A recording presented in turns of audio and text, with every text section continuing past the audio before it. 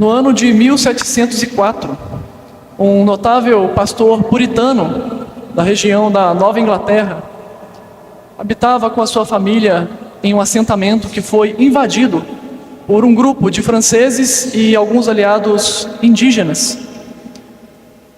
Este puritano, John Williams, e sua família foram raptados junto com outros colonos ali daquele local e levados cativos, prisioneiros, para o Canadá. A ideia dos seus captores era negociar aquelas famílias capturadas por prisioneiros de guerra em um conflito que ficou conhecido como a Guerra da Rainha Anne. Neste período de sequestro e cativeiro, Williams perdeu 2 de seus filhos. E no caminho também para o Canadá, sua esposa acabou sendo assassinada por um dos seus captores. Contudo, mesmo diante de tão grave situação, de tanto sofrimento, John Williams continuou fiel ao Senhor, pregando o Evangelho e encorajando os demais prisioneiros e cativos ali naquele tempo a permanecerem firmes no Senhor, confiando que o Senhor é soberano e que havia de libertá-los em algum momento. Após 2 anos, longe da sua terra, o governo de Boston conseguiu negociar com aqueles inimigos e a família de Williams foi liberada para voltar. Ainda assim, uma de suas filhas foi forçada a permanecer. Ele volta apenas com 4 de seus 7 filhos e já tendo perdido a sua esposa. Mesmo com tudo isso, ele volta para a região dos Estados Unidos, volta para Boston e escreve uma obra que ficou conhecida, intitulada no português como O Cativo Redimido Retornando a Sião, na qual ele narra o seu tempo de exílio ali naquele lugar e faz uma clara referência ao salmo que nós lemos aqui nesta noite. Como, meus irmãos, alguém pode suportar tanta dor diante de um sequestro como esse, diante da perda de familiares queridos? Onde encontrar forças para esperar no Senhor, confiar no Senhor em meio a tudo isso?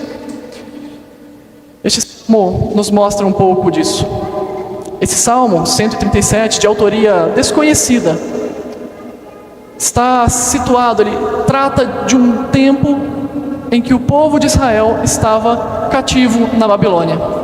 Temos ouvido aqui na série de sermões do reverendo Ellerson, no livro de Daniel, que Daniel era um desses cativos. Daniel e seus companheiros ali foram deportados juntamente com o povo de Israel, o povo de Judá, o reino do sul, que foi levado prisioneiro para a Babilônia.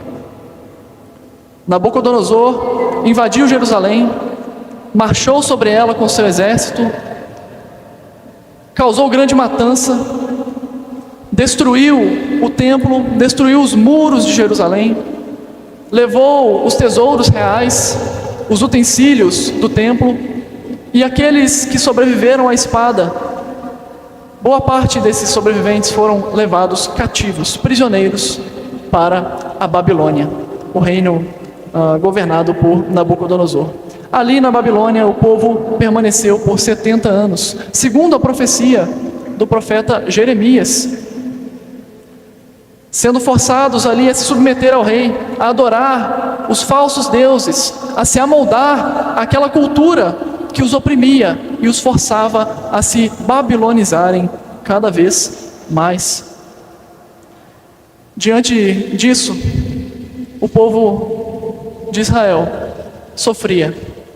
E o salmista aqui, representando todo o povo, lamenta acerca dessa opressão. Lamenta por conta da saudade que tem da sua terra, da sua pátria. E ao mesmo tempo que dirige uma palavra de conforto e confiança, certo da justiça do Senhor sobre os seus opressores. A noção de exílio é válida para todo o povo de Deus. Nós não estamos presos em uma nação estranha. Muitos de nós, inclusive, estão habitando na nação onde nasceram, na sua própria pátria. Mas a noção de exílio nas Escrituras é muito clara. Assim como Israel habitou cativo na Babilônia por 70 anos, o povo de Deus habita no exílio deste mundo, aguardando o tempo em que voltará para a sua pátria celestial. Diante disso, diante deste contexto, eu gostaria de tratar o seguinte tema no sermão desta noite: como você deve viver em terra estranha. E, em primeiro lugar, do verso de número 1 ao verso de número 4, renuncie à falsa alegria da terra.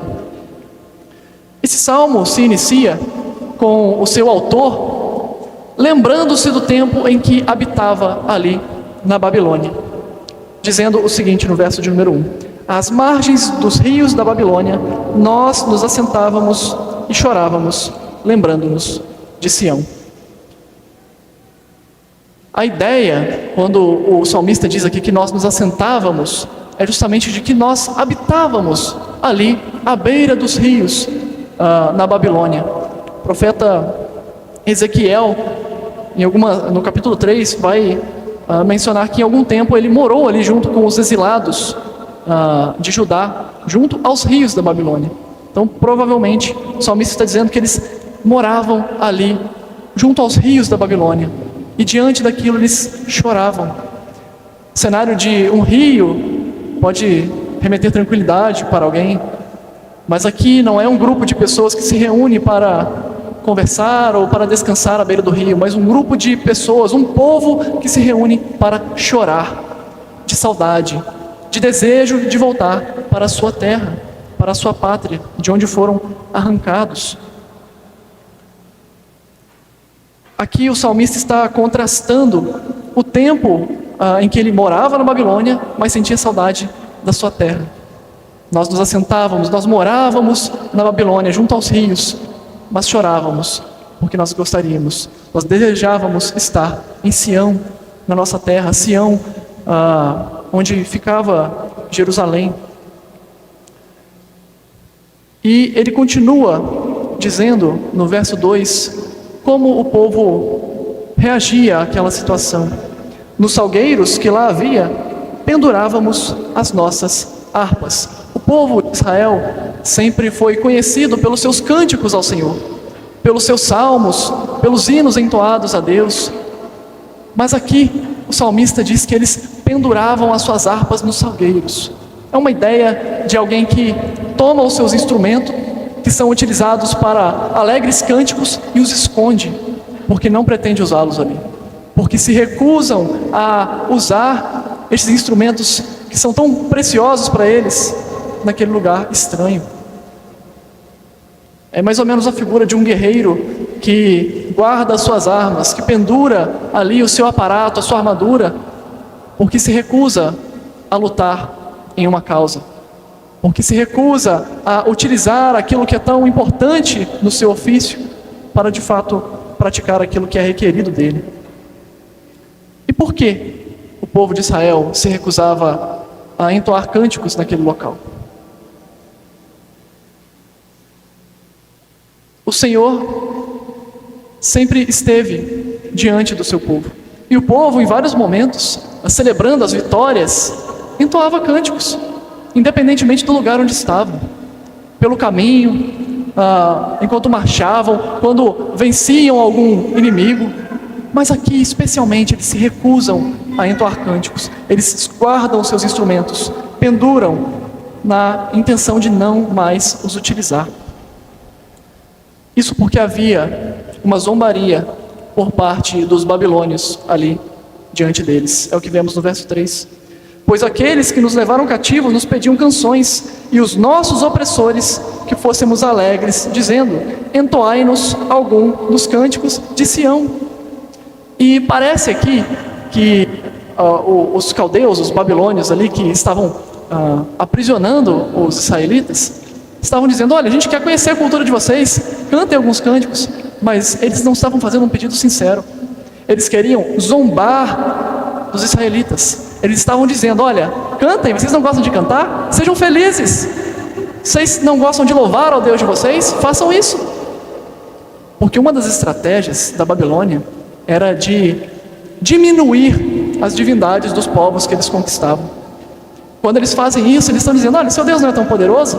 Por que vocês estão tristes? Sejam felizes. Cantem. Eles queriam mostrar com esse sarcasmo que eles haviam vencido o Deus de Israel. Estão dizendo: o Deus de vocês perdeu. Vocês não têm mais razões para serem felizes.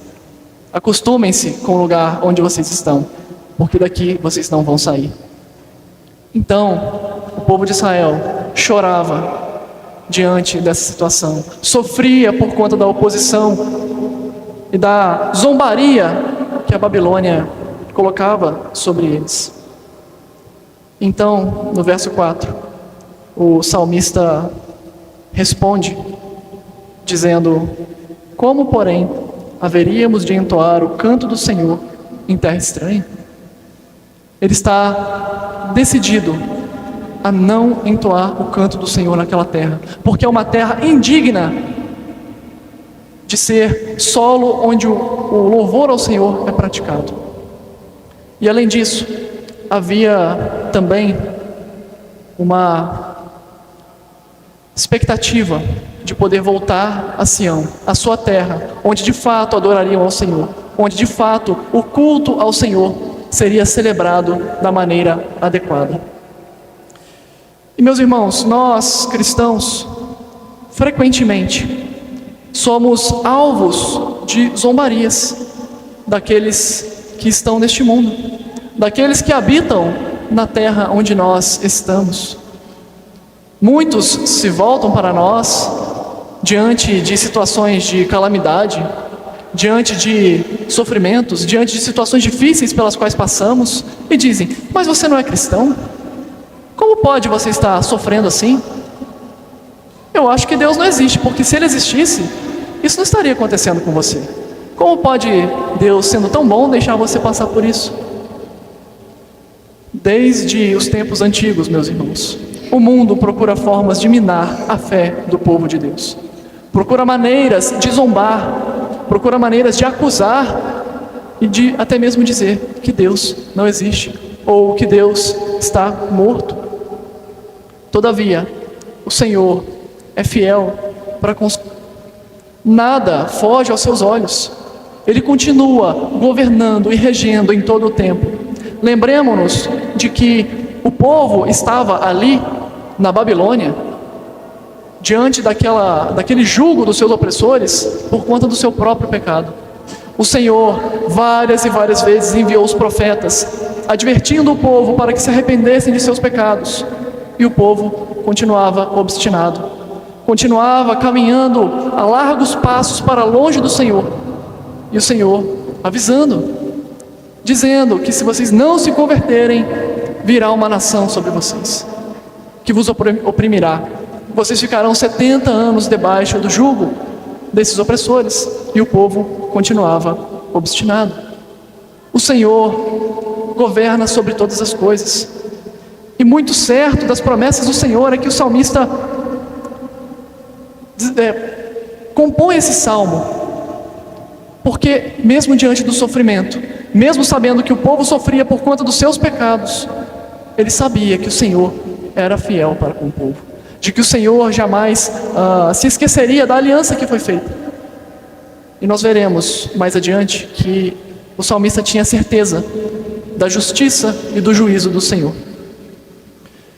Portanto, meus irmãos, quando este mundo procurar minar a sua fé, procurar te acusar, seja no seu trabalho, seja na sua universidade, na sua escola, seja mesmo na sua família, procurarem diminuir a sua fé, diminuir a grandeza do nosso Deus, lembre-se que mesmo que nós não consigamos compreender as situações, mesmo que a situação seja calamitosa, o Senhor é fiel e continua a cuidar do seu povo.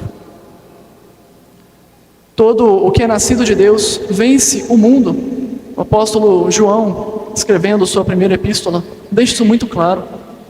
Nós que somos nascidos de Deus, venceremos o mundo, porque Cristo Jesus, o nosso Senhor, venceu o mundo. E assim como o salmista está ali recusando completamente a Babilônia, está se recusando a ser feliz, a ser alegre ali naquela terra, está renunciando a essa falsa alegria que os babilônios apresentavam, nós também devemos rejeitar a falsa alegria dessa terra. O povo de Judá foi instruído pelo profeta Jeremias, quando eles adentraram ao cativeiro, a construírem ali na Babilônia, edificarem casas, a se casarem, terem filhos, cultivarem a terra, buscarem a paz daquela terra, porque eles permaneceriam muito tempo ali. Mas eles deveriam ter em mente de que a morada permanente deles não seria ali. Aquela terra era uma terra de peregrinação, eles estavam ali apenas de passagem. Contudo, quando vem o edito de Ciro liberando o povo para voltar para sua terra, a maior parte do povo foi embora, voltou para Jerusalém alegremente, entoando cânticos? Não. A maior parte do povo preferiu ficar na Babilônia, porque havia se acostumado com a vida dali. Haviam sido babilonizados, já estavam servindo aos deuses da Babilônia, já estavam acostumados com aquela cultura. Para que voltar?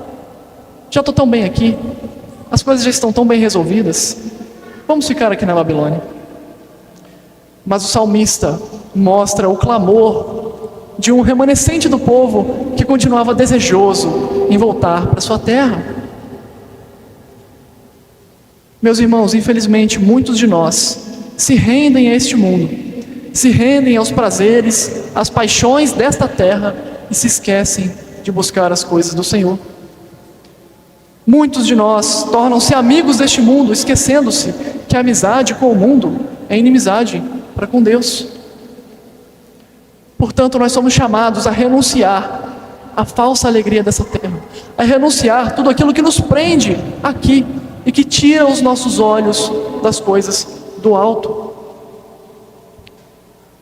Costumamos cantar aqui o hino em que uma das suas estrofes diz: o mundo, seu lucro e seu louvor, e Deus por meu quinhão tomei protetor. Será mesmo que temos desprezado esse mundo? Será mesmo que nós temos desprezado as paixões mundanas, os prazeres que nos deixam arraigados aqui? Ou será que nós temos, assim como parte do povo de Israel, nos rendido à Babilônia, nos rendido à terra na qual habitamos? Lembre-se, você está aqui temporariamente. Essa terra é apenas um local de passagem. Portanto, abandone toda a falsa alegria, tudo aquilo que te faz moldar-se a essa terra. Nas suas orações, peça ao Senhor que te ajude a amar cada vez mais as coisas do Senhor, a buscar cada vez mais o reino de Deus e a amar cada vez menos as coisas aqui desta terra. Caminhando um pouco mais, além de renunciar à falsa alegria da terra, para viver nesta terra estranha, você deve ansiar pela alegria da presença do Senhor. É o que nós vemos nos versos 5 e 6. A partir daqui, o salmista começa a desenvolver uma maldição contra si mesmo. Ele diz o seguinte: se eu de ti me esquecer, ó Jerusalém, que se resseque a minha mão direita, apegue-se-me a língua ao paladar, se me não lembrar de ti, se não preferir eu Jerusalém, a minha maior alegria. Ele está fazendo aqui um juramento condicional, indicando que se ele se esquecer de Jerusalém, uma maldição deve vir sobre ele. E essa maldição está associada ao que nós lemos no verso 4, que quando ele diz: como, porém, haveríamos de entoar o canto do Senhor em terra estranha? A figura do cântico percorre todo este salmo. E o salmista está dizendo o seguinte: se eu me esquecer de Jerusalém, que a minha mão se resseque. A ideia aqui é que a minha mão se esqueça de como entoar cânticos, que a minha mão se esqueça de como tanger a harpa, a lira, e que a minha língua se cole no céu da boca, para que eu não consiga mais cantar, para que eu não ouse ser feliz, ser alegre, apegar-me a essa terra, para que eu não ouse me acostumar com esta terra de passagem. É isso que o salmista está dizendo aqui. E por que ele faz esse juramento? Por que ele não poderia se esquecer de Jerusalém? Qual era a grande importância de Jerusalém para o povo de Israel naquele tempo? Por que o entendimento acerca dessa saudade de Jerusalém é tão importante para prosseguirmos o salmo? Porque Jerusalém, naquele tempo, era onde estava situado o templo do Senhor. O povo do Senhor ia até Jerusalém para cultuar ao Senhor. Era lá que se manifestava a presença pessoal de Deus. Não significa que Deus não estivesse em todo lugar. Deus sempre foi onipresente. Mas a presença pessoal do Senhor, o culto adequado do Senhor era prestado ali, pois era ali que o povo se reunia para isso. Portanto, eles desejam ardentemente essa presença do Senhor. Eles anseiam pela alegria da presença do Senhor. E é por isso que ele diz que apegue-se minha língua ao paladar, se não me lembrar de ti, se não preferir eu, Jerusalém, a minha maior alegria. O segredo aqui não é Jerusalém, o segredo aqui é a presença de Deus. O salmista ansiava por estar na presença do Senhor. Longe de Jerusalém, o povo de Israel naquele tempo estava privado de cultuar da forma adequada.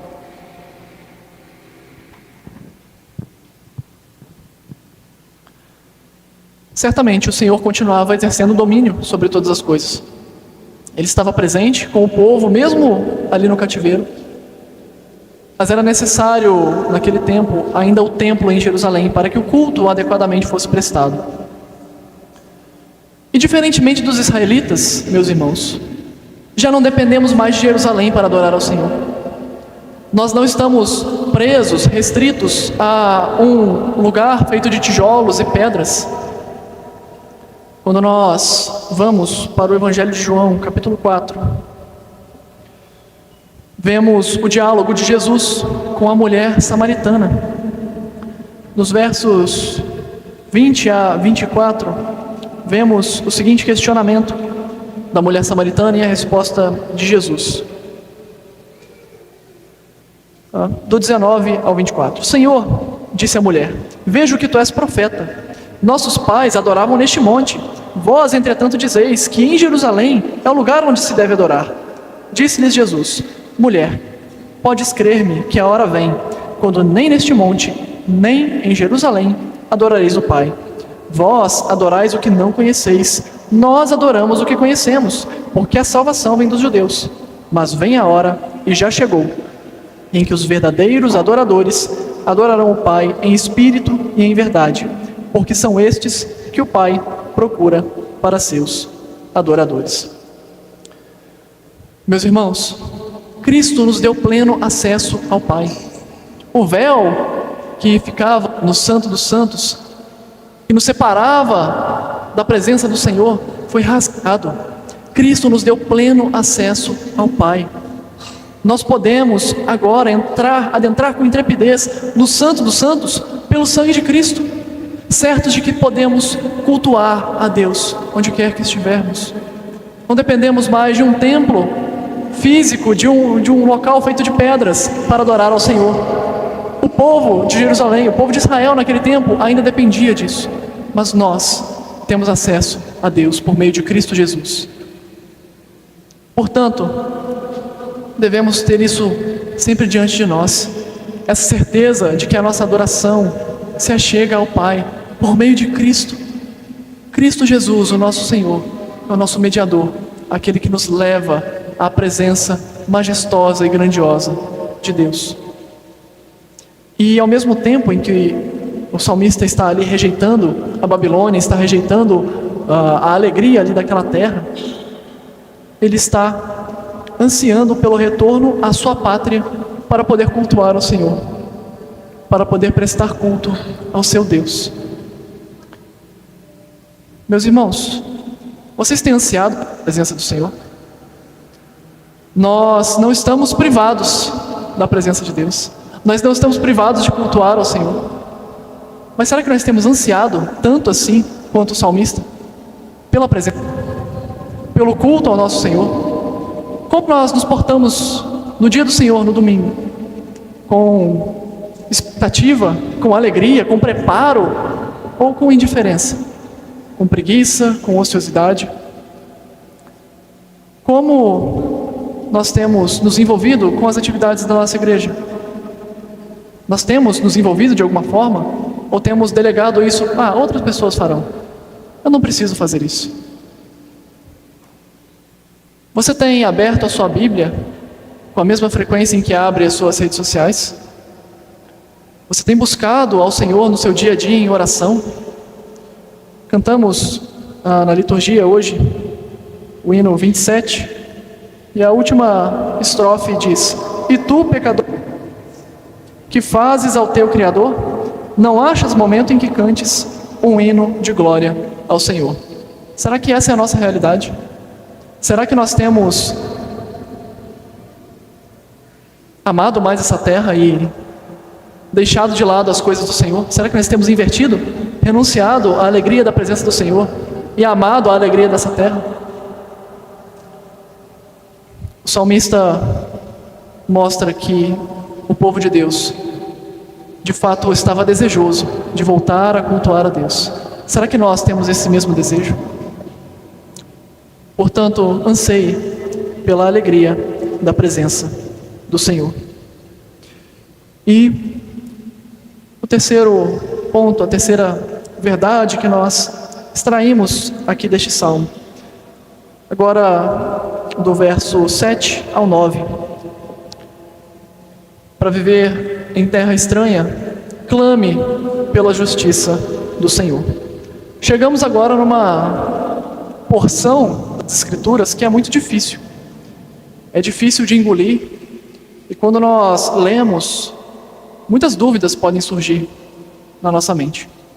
Assim diz a palavra do Senhor, versos 7 ao 9. Contra os filhos de Edom, lembra-te, Senhor, do dia de Jerusalém, pois diziam: arrasai-a, arrasai-a até aos fundamentos.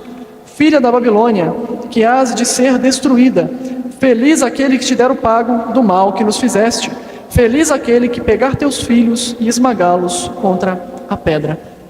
Estamos diante de uma porção imprecatória, ou seja, o salmista está clamando pela justiça de Deus de uma forma que parece dura, que parece politicamente incorreta para os dias de hoje.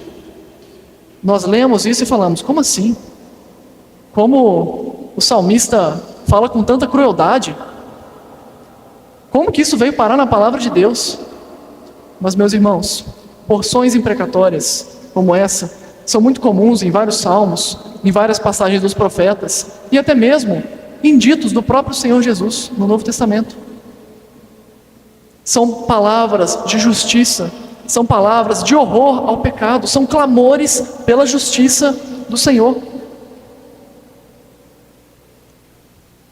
Elas são o resultado do entendimento da própria palavra de Deus.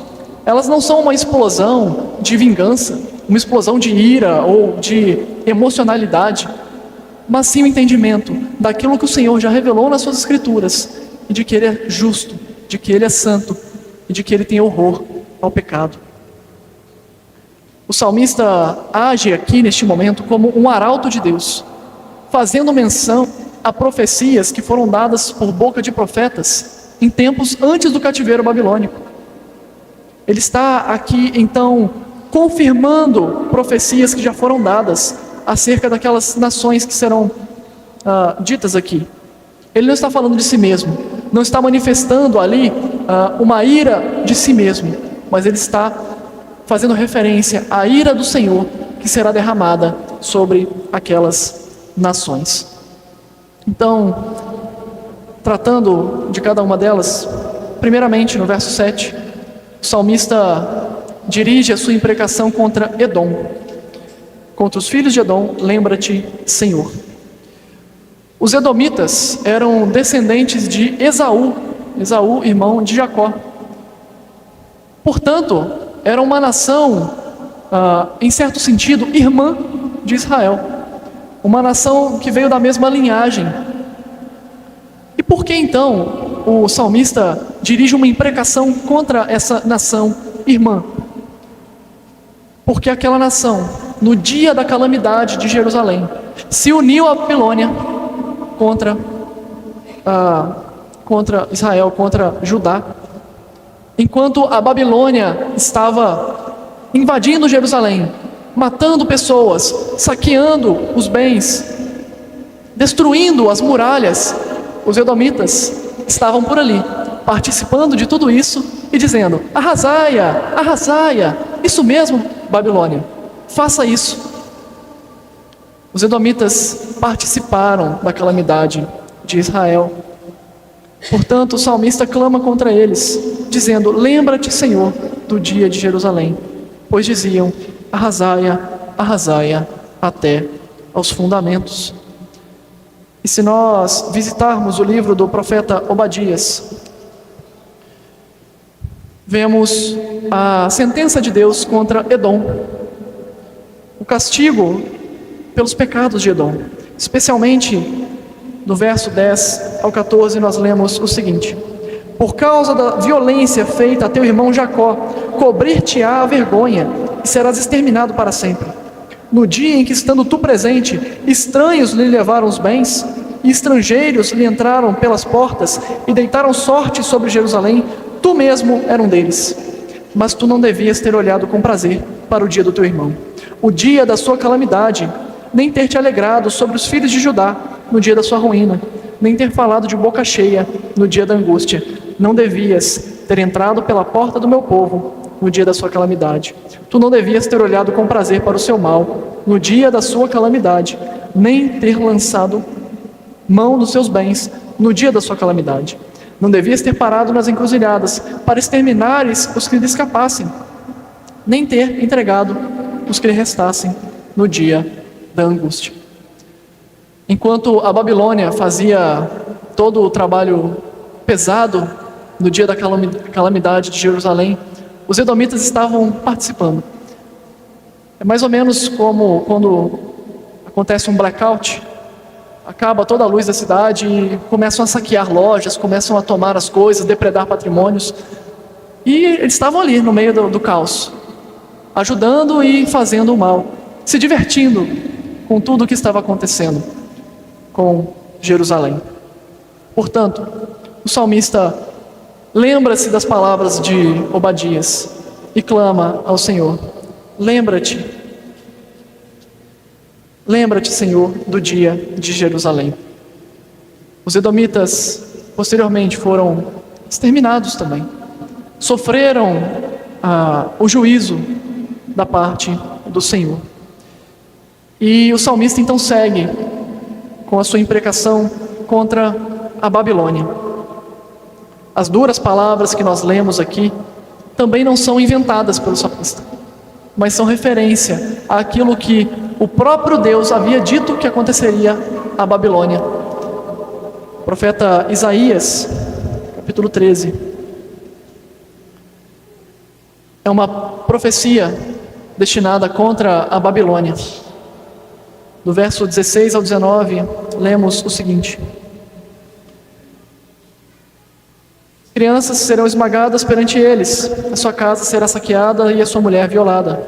Eis que eu despertarei contra eles os medos, que não farão caso de prata, nem tampouco desejarão ouro. Os seus arcos matarão os jovens, eles não se compadecerão do fruto do ventre.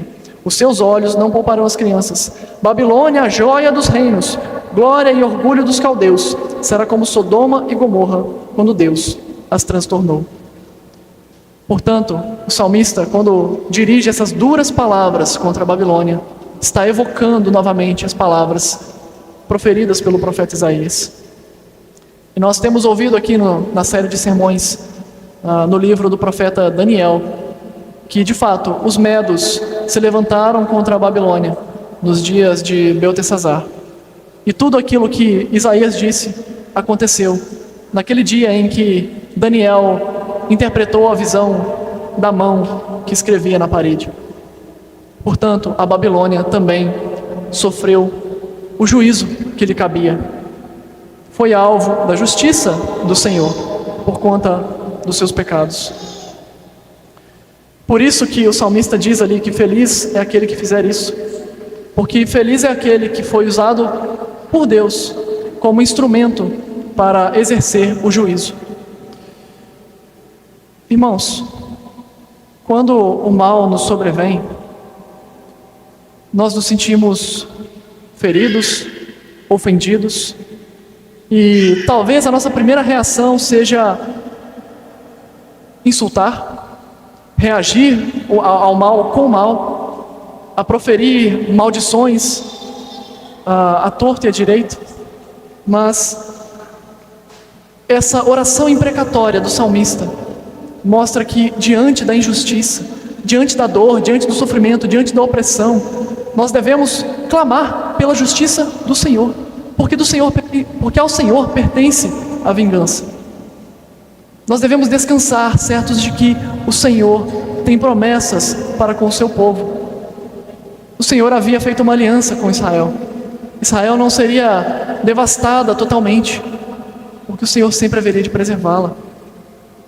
Então o salmista dirige uma oração a Deus, clamando pela justiça do Senhor. Quando você se deparar com a maldade deste mundo, quando as notícias que vêm forem chocantes, não desanime. Lembre-se de que o Senhor é justo e no devido tempo haverá de manifestar a sua justiça. Recentemente foi compartilhado nos nossos grupos de departamento de missões algumas notícias muito tristes de famílias de pastores na Colômbia, nos nossos dias, sendo mortos, assassinados a sangue frio. Como nós ficamos chocados ao ouvir isso. Eles estavam fazendo o mesmo que nós, meus irmãos. Estavam adorando a Deus. Estavam se reunindo para cultuar ao Senhor. Estavam proclamando o Evangelho. Foram mortos. Não foi no passado, não, foi esses dias. Nós ficamos chocados, entristecidos com isso. Mas devemos nos lembrar que o Senhor há de executar a sua justiça. De que o Senhor cuida do seu povo e zela por nós em todo o tempo. E mesmo que tamanha dor venha sobre nós, mesmo que assim como John Williams, sejamos levados cativos para um outro país, feitos prisioneiros, mesmo que membros da nossa família sejam perdidos em meio a tudo isso, lembremos-nos do Senhor. Onde Williams iria encontrar força para continuar, tendo perdido 3 filhos, tendo perdido a sua esposa? Na palavra do Senhor, nas promessas do Senhor para com o seu povo, na justiça do Senhor, era onde ele esperava. Concluindo, meus irmãos, nós habitamos ainda por um tempo em terra estranha. Ainda não estamos na nossa pátria celestial. E vivemos então numa terra que nos odeia. Nos odeiam porque primeiramente odiaram ao nosso Senhor Jesus Cristo. A Babilônia caiu naquele tempo, mas se tornou um símbolo para a perseguição, um símbolo para o exílio. Tanto que no livro de Apocalipse vemos várias citações à grande Babilônia, que oprime o povo de Deus constantemente. Meus irmãos, nós habitamos na grande Babilônia, mesmo que ela não seja uma cidade que nós conhecemos como um lugar físico, mas a grande Babilônia toca todas as coisas, com as suas filosofias, ideologias, com as suas estratégias para destruir a nossa fé. Nós estamos caminhando ainda em terra estranha. E para viver nessa terra estranha, devemos renunciar à falsa alegria dessa terra. Devemos rejeitar tudo aquilo que nos aprisiona aqui, tudo aquilo que nos afasta de Deus. Devemos ansiar pela alegria da presença do Senhor. Devemos ter como uma coisa mais valiosa a comunhão com os irmãos, a leitura da palavra do nosso Deus, o culto ao Senhor, buscar crescer cada vez mais no conhecimento do Senhor e deleitar-se na presença dEle. E devemos clamar a justiça do nosso Deus, certos de que Ele não está alheio a tudo isso. Ele continua soberano sobre todas as coisas. Recentemente ouvimos bastante sobre a soberania de Deus.